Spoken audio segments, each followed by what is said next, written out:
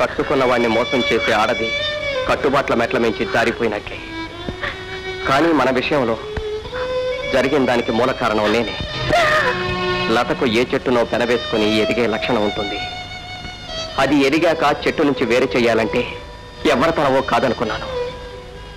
కానీ చెట్టులో ప్రాణం పోయినా లత తననే అంటిపెట్టుకోవాలనుకోవటం తప్పు. అదే నేను చేసిన తప్పు కూడా. కాకపోతే నాదైన పూలదండను మరొకడు వాసన చూసి నలిపిస్తుంటే తెలిసి తల వంచుకుని బ్రతకలేను. అది మనిషిగా నా బలహీనత. అందుకే ఆ దండని అతనికే వదిలేయదలుచుకున్నాను.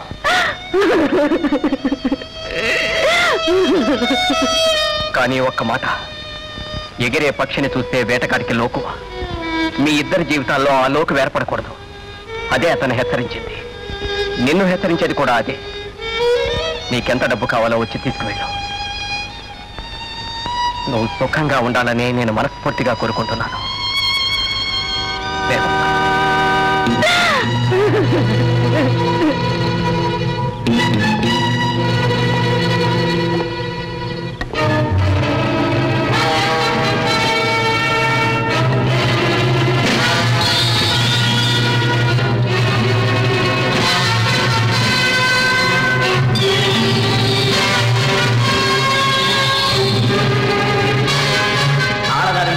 బాధినట్టు బాధ నన్ను అవమానిస్తావురా?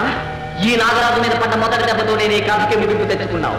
నువ్వు బతకడం నీకే ఉపయోగం లేదు, కానీ నువ్వు చావడం మాత్రం నాకు చాలా అవసరం.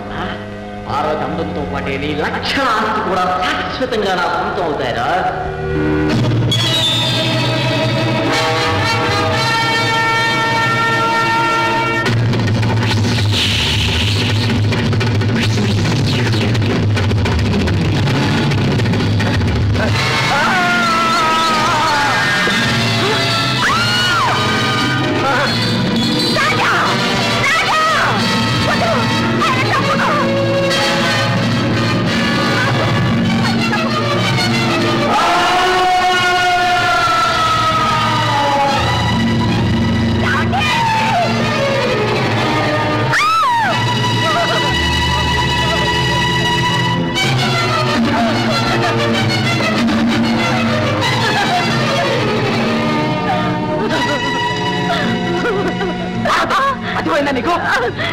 నీచుడా, దుర్మార్గుడా, ఎంత పని చేశావురా?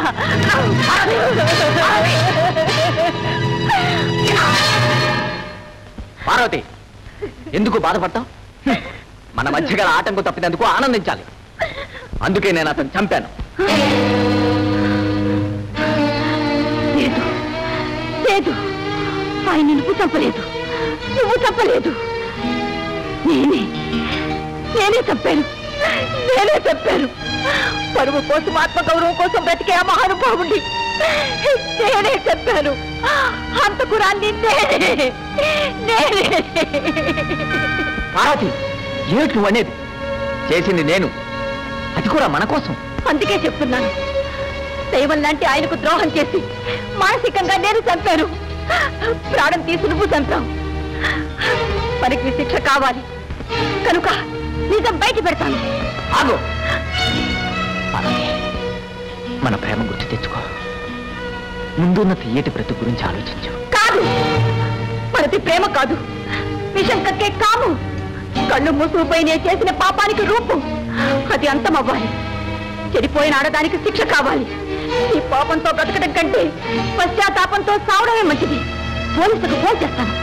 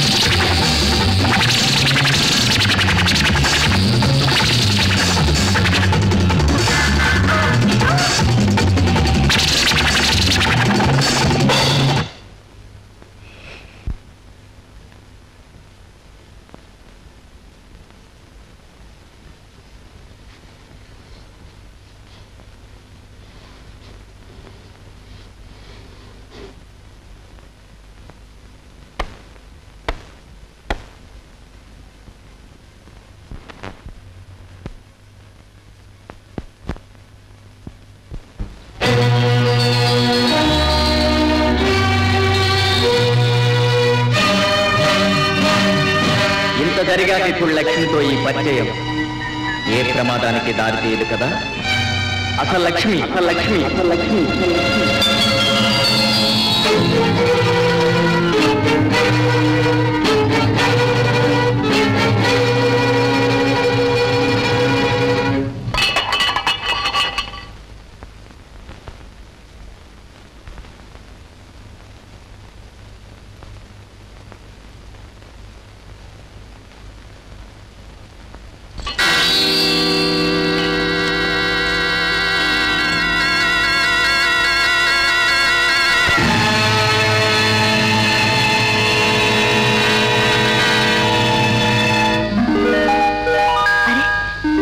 ఎంత బాగుందో.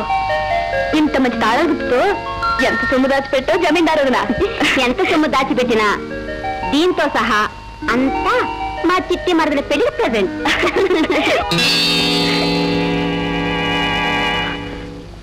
లక్ష్మి ఇంకా నిద్రపోలేదా? లేదు, నిద్ర పట్ల. రాజా, ఈ తాళాల గుర్తు ఎవరిది? తాళాలు గుర్తా?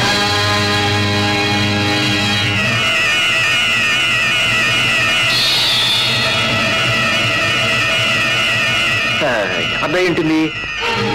అసలు ఎక్కడ దొరికింది? ఆ సోఫా కింద దొరికింది. సోఫా కింద? ఆశ్చర్యంగా ఉంది. ఏది లైవ్?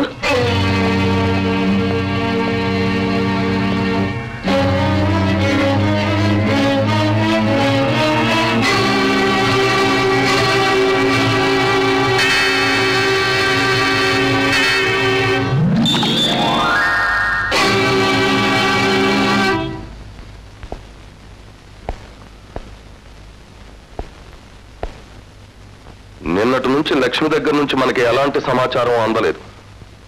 ఆమె అనుకున్న ప్రకారం అలా జరిగితే అతనితో ఆమె ఎక్కడుంది, ఎలా ఉంది?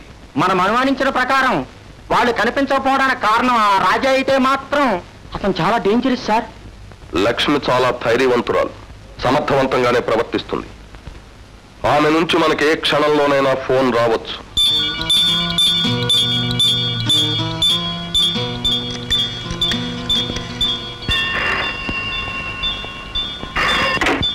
Yes, inspector Gopal speaking. నేను లక్ష్మి మాట్లాడుతున్నాను.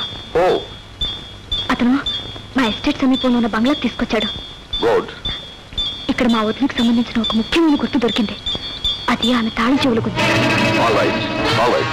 అది చూసినప్పుడు అతని ముఖంలో ఆందోళన స్పష్టంగా నాకు అర్థమైంది. నీకేం ప్రమాదం లేదు కదా? లేదండి, అతనికి నా మీద అనుమానం కలగకుండా జాగ్రత్తగానే ప్రవర్తిస్తాను. అవసరం ఉన్నప్పుడు మళ్ళీ మీకు ఫోన్ చేస్తాను. కొన్నిటిదా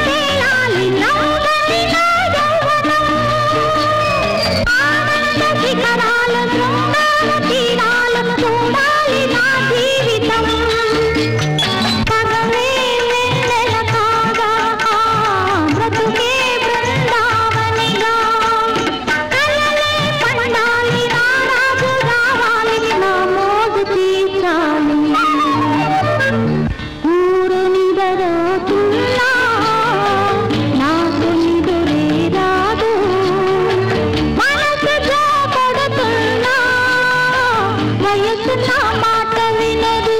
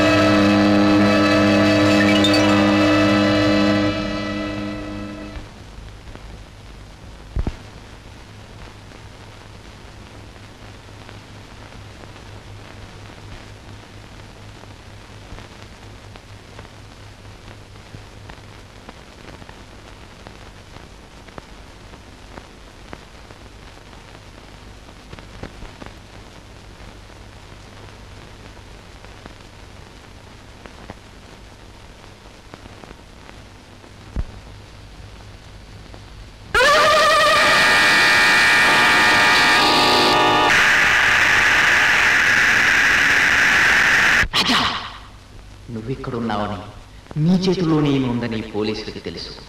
ఈమెకేం జరిగినా నువ్వే నేరస్తుడు అవుతావు. బేడీలు వేస్తా. ప్రపంచానికి తెలియకుండా ప్రాణాలు తీయాలంటే లక్ష మార్గాలున్నాయి. ఆలోచించు, ఆలోచించు, ఆలోచించు.